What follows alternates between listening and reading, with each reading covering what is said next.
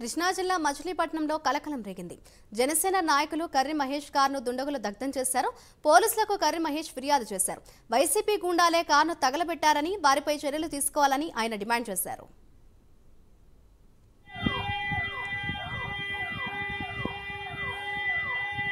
రాత్రి 2:30 ఆ టైంలో గుర్తు తెలియని వ్యక్తులు అంటే ఏం లేదండి.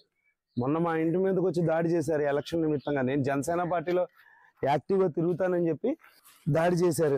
ఆ దాడి కూడా ఎలా ఇంటి మీదకి వచ్చి ఆడవాళ్ళని పిల్లల్ని కొట్టారు. దాని మీద కంప్లైంట్ చేసాం. తెల్లారికి బయటకు వచ్చారు. వాళ్ళు వచ్చారు, ఆడేం చేసినా ఏం ఉండదు. చూడండి, మా ఇల్లు చూడండి, ఈ పక్కనే గ్యాస్ పొయ్యి ఉంటుంది సార్. ఈ పక్క రూమ్లో కిచెన్, ఆ రాళ్ళు పగిలిపోయి ఆ చూడండి ఈ కారు ఎలా కాల్చారు. ప్రాణాలు ఆల్రెడీ ఫోన్ చేసి బెదిరించారు. నా దగ్గర వాయిస్ వీడియో రికార్డింగ్స్ తో సైతం అన్నీ ఉన్నాయి.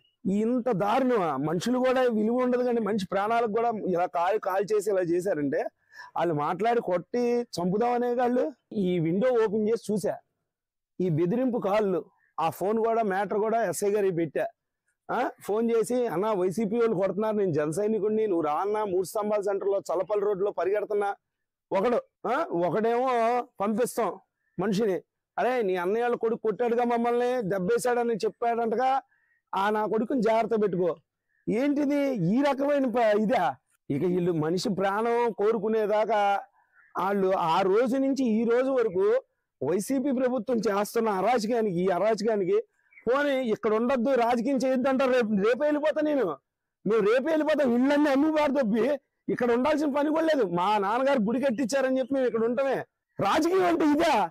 రాజకీయం అంటే వాళ్ళు బలమైన వాళ్ళు చూసుకోవాలి.